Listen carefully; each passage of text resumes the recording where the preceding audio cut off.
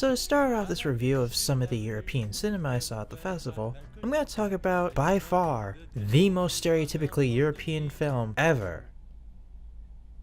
Maybe. Specifically French. Olivier Assayas has described this as extremely French. And I mean, he's not wrong. I mean, it's a completely dialogue-driven film discussing changing media and creeping technology, but all in a literal, non-metaphorical way, performed by a cast including Juliette fucking Binoche, and everyone in the film cheats on each other. That is fucking French. It's so French, it's probably about to complain about the wine after one sip. It's so French that Americans already hate it, despite the fact that they know nothing about it besides the fact that it's French. In fact, it's so French that since I couldn't find any listings online for songs played in the movie, since it's only just barely come out anywhere, I'm literally just using the most French song I know. A song so catchy that it will follow me to my grave, by the way. What was I talking about?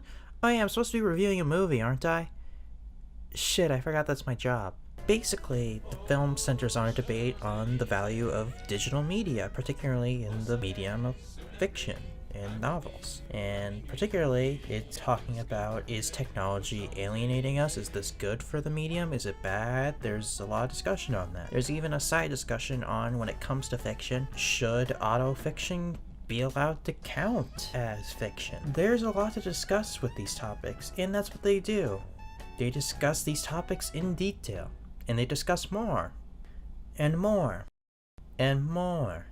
What I'm trying to say is that's literally all that happens in this film. Yeah, when I said the film was dialogue driven, what I meant to say was, it's basically just a radio show, but shot like an Amazon Prime comedy series. Most of the film is spent in a circle, discussing what the solutions and answers to these things are. It just goes on and on.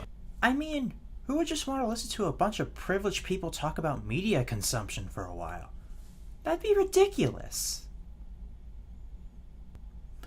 Okay, I get your point. But I mean, that's the thing here. I didn't tell you were gonna get a film here. You knew you were getting a review, and I wouldn't expect someone to play this video in a theater. They did. They went into this knowing it was gonna get played in a theater. It's not even like there isn't value in the conversation. They're a little technophobic at times, but really, it'd make a fine podcast. It's just not a film. And it's not like I hate the director. No, not at all. I'm a huge fan of Olivier Assayas' revolutionary 90s work. Take, for example, Irma Vep. I think that film's excellent. And Cold Water too. Cold Water is fucking incredible. It's revelatory. And both deserve a watch from any cinephile wanting to get into this blistering filmmaker. And those films have very melodramatic and realistic presentations. Yet, despite their similar presentations of realism and a sort of melodramatic pretense, they both bring something that makes the experience feel special and like something you've never seen before. It's all very experimental in its presentation, despite how similarly basic it may look in structure. And in a lot of ways, they're all about what's in between the lines of dialogue, what's not always said. Here, we literally have what could be visual punchlines delivered verbally instead. You could literally strip out the audio and understand most of the film still. Admittedly, when I say it's all conversations, I am being slightly exaggeratory. It does bring in a screwball element in the second half that adds some life to the film and makes it feel a lot more fun. The best new addition is some of the comedy, which, despite its lateness of occurring, did provide a lot of extremely funny moments to me that were so good that I actually burst out laughing in the theater. So like,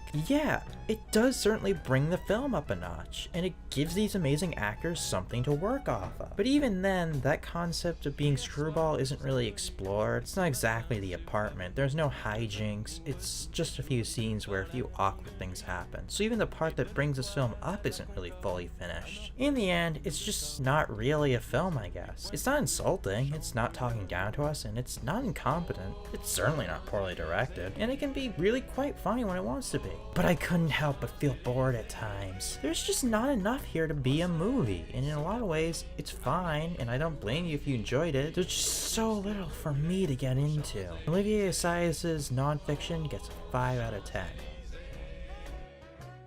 Now let's go from the breezy conversations of French elite to something similarly light and easy to talk about. The gruesome situation of countries used as pawns in the Cold War. Yay!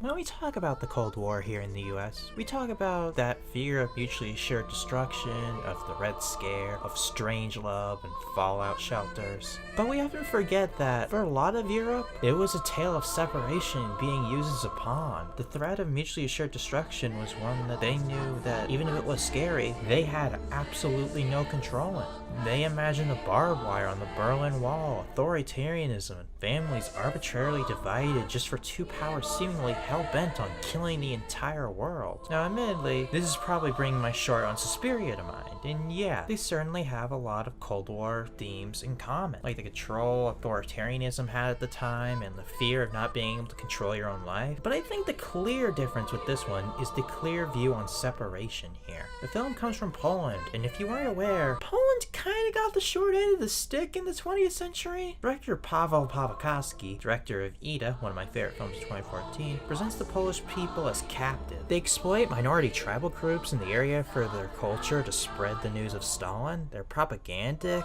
they're held to strict standards. They're trapped. They're trapped as a pawn in a chess match between two powers that desperately just want to use them for leverage. There's a sort of loneliness present here throughout the film that's impressively interwoven. It feels oppressive, like we're trapped in one of those isolation tanks, begging to get out but powerless to our captors. So we wallow and make do with our voice. It feels like no one got a true chance to understand each other, as the love story here has to deal with borders, cultural divides, and gulags. Things they never had a say in. Will their love last, or are they doomed to dysfunction? Who knows? Who cares when it feels like you have no say in how your life goes? It's sad and sullen in a real way. It's about surviving the greatest, least glamorous way possible. Not because of optimism, but just because you feel like you should, just in case maybe something good happens. But even then, you're pretty doubtful of that. Joanna Kulig and Tomasz Kot bring some incredible performances to the table as the destructive, seemingly opposed, yet forever entwined lead couple. You can feel the electricity of their chemistry through the screen throughout the film. It's like an explosive spark, at some points exciting, at other points painful, and yet it's one that feels destined to keep burning. Diametrically opposed, yet in need of each other's understanding company. Kot brings a demanding professionalness to his role, a sort of full-fledged mature feeling, arrogant almost in his own power. Meanwhile, Kulig brings a sneering, no-bullshit attitude to her role. It's befitting of her troll-making character. The eyes really tell her story the best, though. They communicate so much, from their often sullenness to compassionate gaze when around Kot. And of course, I'd be remiss if I didn't talk about the directing and cinematography, because God, look at this!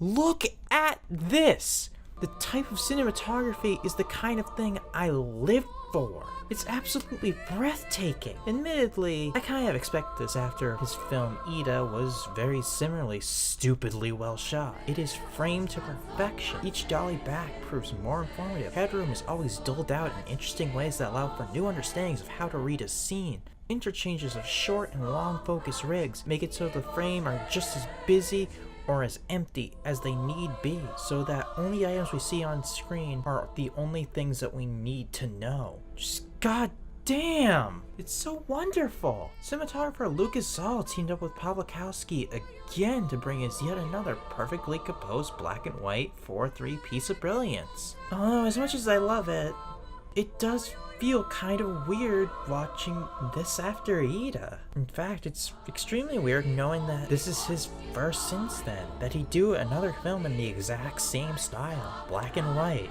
4:3 aspect ratio, set in Poland, often use a lot of headroom. He had already been praised for such things. It kind of makes you question if he only presented the film this way because he knew it worked last time.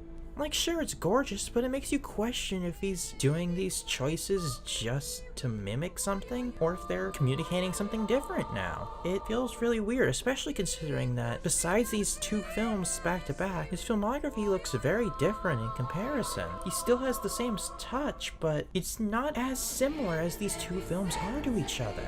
Admittedly, what I'm presenting here is a strange critique. That he did something so well, and yet I'm questioning it. But when you follow up one film in the exact same style, it kind of cheapens the value of it in the same way that repeating a trick too much in a film lowers its impact. This isn't the only problem either. The time jumps aren't communicated as clearly as they could, and we rarely get an idea of how much time has passed between certain scenes besides the fact that, well, time definitely jumped. And I think for a story spanning like a decade, that can be a bit of a problem.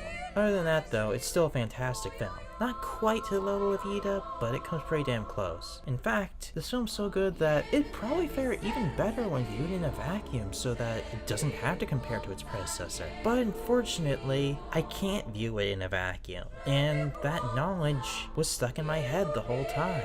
But what we got was still absolutely beautiful. A grueling, slow, depressing view of a romantic affair ruined by powers out of their control. It's gorgeous. It's powerful, and hopefully it reminds us that we should never forget those that are lost in the shuffle in these horrible wars. Paweł Pawlikowski's Cold War gets an 8 out of 10.